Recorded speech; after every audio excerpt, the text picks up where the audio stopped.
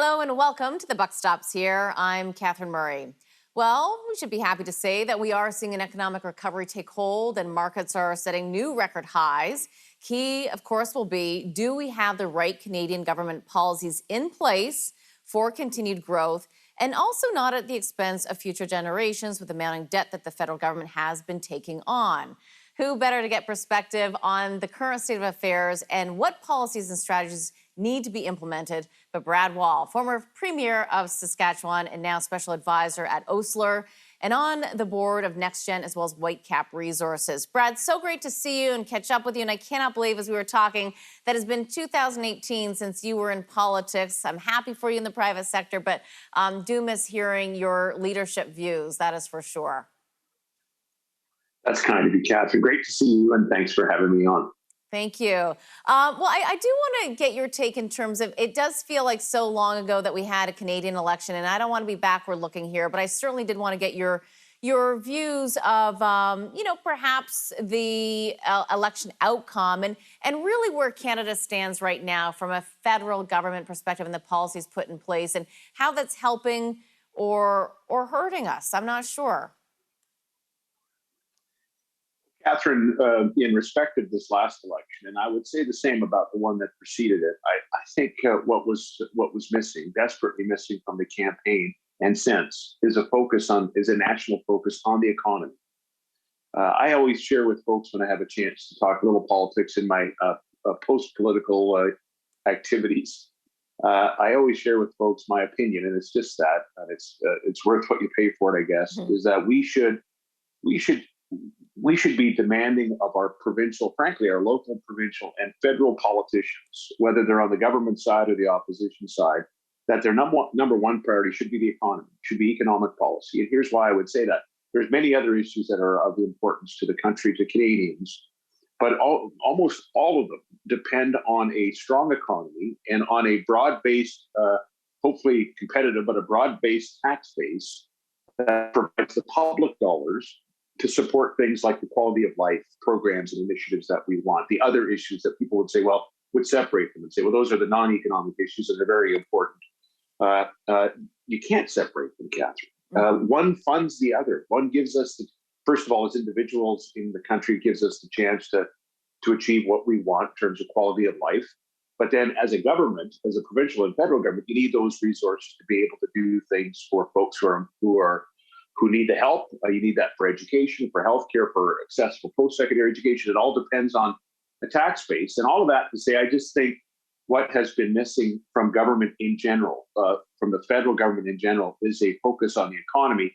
And if you want evidence of that, witness the Prime Minister getting asked about monetary policy on the campaign trail and him admitting proudly, frankly, thought it was a good point, that he doesn't ever think about monetary policy.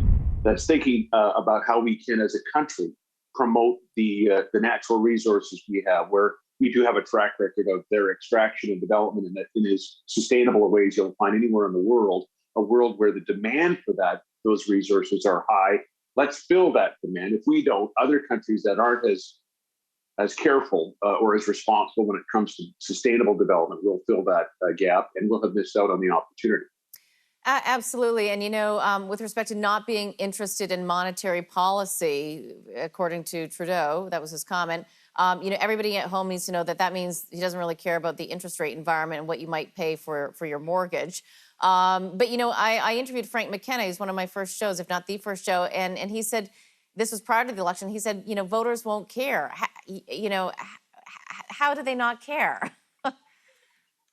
I think that's right by and large, but excuse me, but I think it might be changing. Okay. And maybe that's just a naive hope on my part. But and here's why it would change. If you're looking at a pound of ground beef in the grocery store and it's $8-9 a pound, you might ask why. What's happened here? And as a voter, as a Canadian, as an individual, you might chase that story down. It's actually, you don't have to look too hard now. It's starting to be covered by folks like you and others on social media, that we have significant inflation in this country.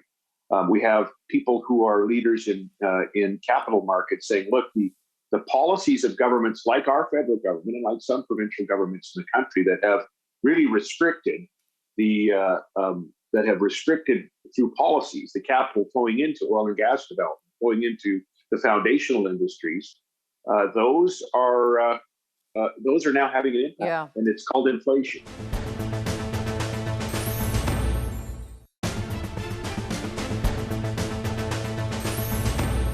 And we are back with Brad Wall, former Premier of Saskatchewan.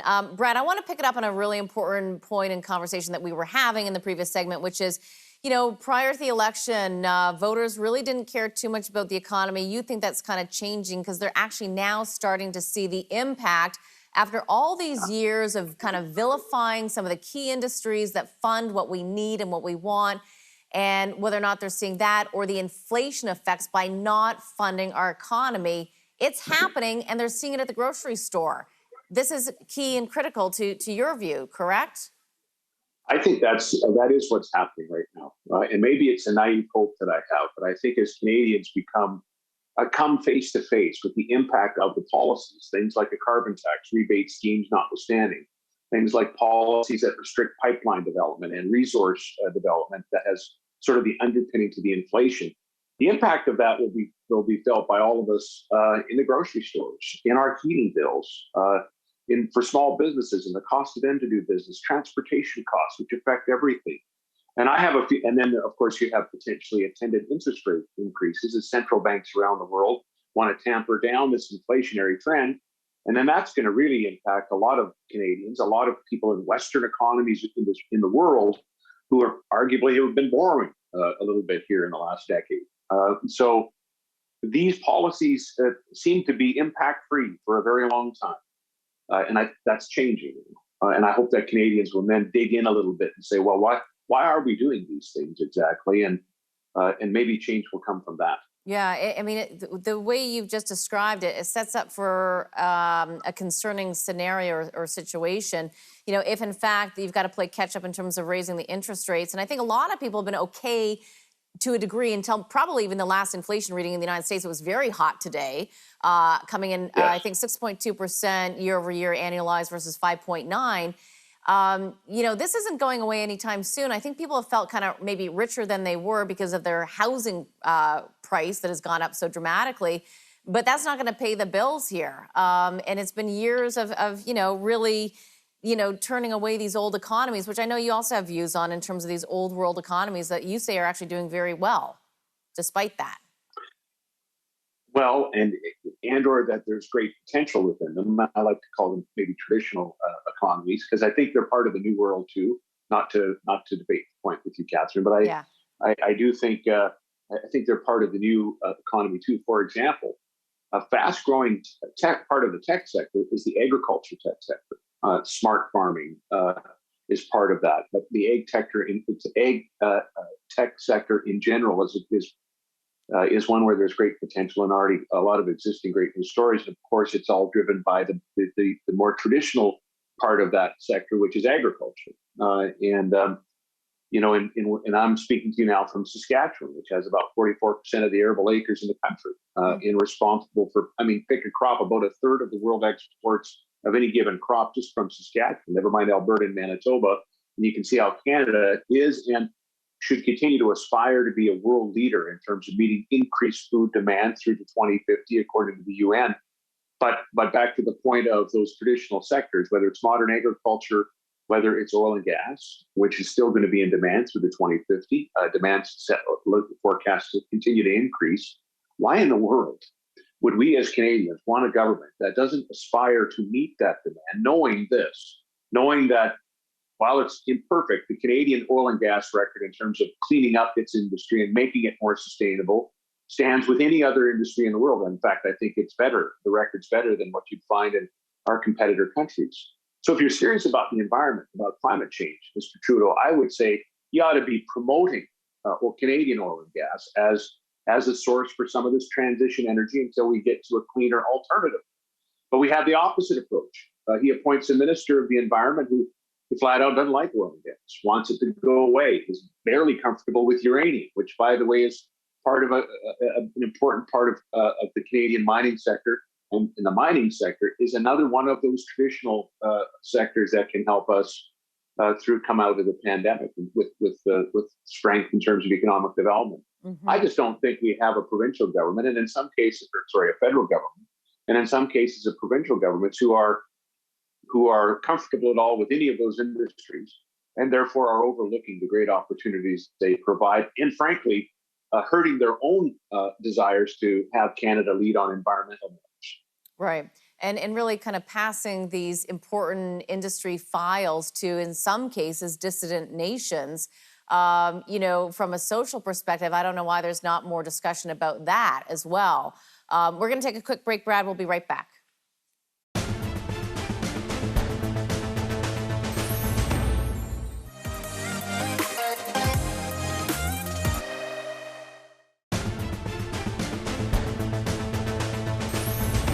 Brad, I want to pick up on something that you had just mentioned in the previous segment, which is, just taking a look at all of the opportunities that Canada actually has, and really whether or not we're going to take advantage of them. And I know you're very much focused on the Western economy. Give us some examples in terms of what you're most focused on, and of course, in addition to the agriculture opportunity.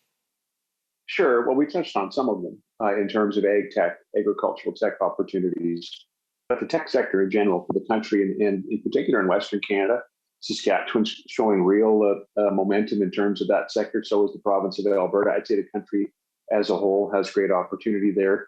Uranium. We've all seen what's happened with the spot price and some of the forward-looking commentary on the price of uranium. There's a couple reasons for that. One, there hasn't been a lot of new mine development in decades in the world, and notwithstanding whether there will be new reactors, there are existing ones that need the fuel, and so I think we're now finally seeing a catch-up in terms of uranium price. But you have additionally, you have Macron, I think it was 2 days ago, coming out saying basically France is going to go nuclear or going to invest in nuclear. They see that as part of the emissions-free baseload energy future for their country. We're seeing China continue with significant expansion of civilian nuclear power generation. India is looking at it as well. Now, both those countries are looking at coal. Let's not forget that, by the way. Yeah. So I think but all of that it means that Canada, which because of what we have here in the province of Saskatchewan, is responsible in any given year to 15% of the world's uranium production. It means we have opportunity. There's been a lot of announcements of some greenfield projects. We've seen some strengthening in Cameco's position. I'm involved with a company called NextGen, which is working on building and opening in the next number of years the largest uranium mine in the world, very high grade. And that there's a lot of jobs there that will be at stake. The potash industry, the fertilizer industry, we've seen, by the way, what's happened to fertilizer prices as well, which is part of the reason that we see food inflation. But there is an opportunity then for Canada as a source of fertilizer, potash and other sources of fertilizer. We have a new mine announcement, the go-ahead for the Jansen Lake BHP mine, $10-11 billion project investment in the country. This is just a quick listing of some of the opportunities that we have in Canada. If we get comfortable with the fact that we're pretty good at these industries, and we've got a good track record of ensuring that they're done in a responsible, sustainable way. And back to my earlier point, that's what we need from the federal government. We have the former environment minister federally, now the natural resources minister, who has an uneasy relationship with these industries. And we have an environment minister who has, at least previously, had a hostile relationship with these industries. And, Right. In Western Canada, we're waiting for a federal government to stand up and say, we're actually proud of these sectors. We're proud of the women and men that are involved in them. We're proud of the small businesses that benefit in terms of spin-off that are part of them. Because it's a little bit demoralizing to hear the opposite from your own federal government, or to see it at least manifest in policy. And Brad, I wonder as well, when I've been looking at these situations over the past couple of weeks, just in terms of the ministers who've been put in place to manage, essentially they have such a powerful position. They're going to be managing the economy, really, the natural resource ministers, et cetera, and are affecting the inflation feel and prices that we're all getting these days. Sometimes I sit back and I wonder, when you vote for a government official, yourself in all those years as a government official, you represent everybody. and everybody, period, let alone the people who voted for you. And I'm not convinced that everybody who voted wants such a narrow view of what we need to do on the environment that we're going to hurt the economy and so many families. I mean, when you were a premier, don't you feel the responsibility to make sure that everybody is taken care of, not just, more of a narrow view? I don't know if I'm saying it fairly or You correctly. I hope are. I am. No, you are, Catherine. And I mean, I've certainly said on election night, during a victory speech, and I've heard other politicians, almost every politician, say something similar, which is there's a lot of people that voted for us tonight. Thanks for that. There's a lot of people that didn't.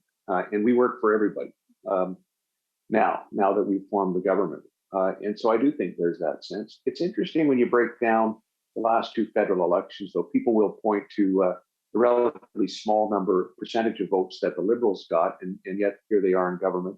Yeah. But if you take a look, at that side of the spectrum, we'll call it sort of the center left, or maybe it's the left now, because the Trudeau Liberals seem a lot different from the Chrétien Martin Liberals. Yeah, they do. Wait, I'm going to stop you right there for 1 second. We'll take a quick break. We'll pick it up on that point.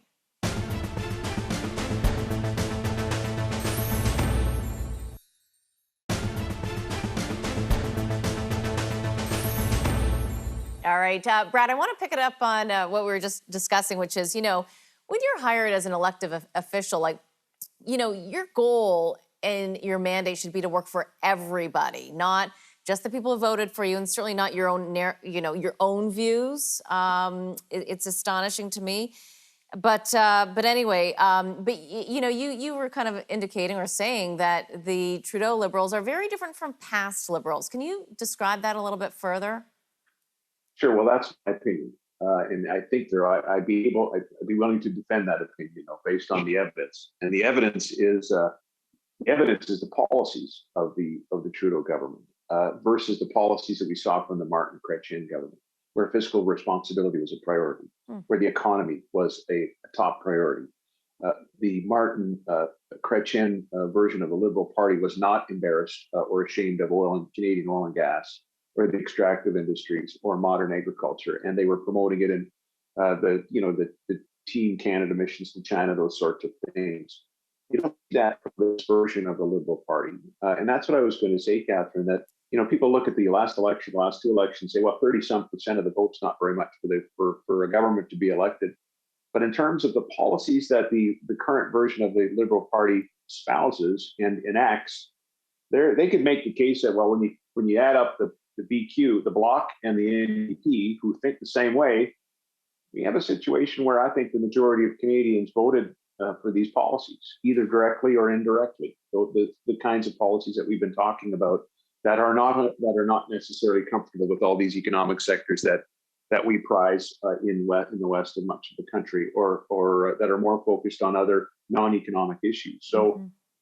It is what we have, let's circle back to what we talked about off the top. Yeah. I think the remedy for this is going to be the impact of inflation visited on voters who will see, wow, this, and potentially, if we get to the stagflation part, then you're talking about jobs that pay the balance. I think people will get a lot more intentional then about their vote in terms of economic issues. Yeah. I hope so. And frankly, the Conservative Party in the last election, I guess we're reading the DC leaves or checking the wind on this, because they sure didn't talk about the economy. They did a little bit more, certainly, but they weren't making it the priority that I see it in the future from all parties. Yeah, and to go back to your point on the jobs front, the reality is if companies are also, of course, feeling the effect of increasing costs, they just don't hire as much, and or they fire or they retire, and that's going to hit home as well. I mean, I hope we don't get to any of those scenarios, but. But it is always slow in terms of, you put the policies in place, as you said, and it's quite some time before you see the results.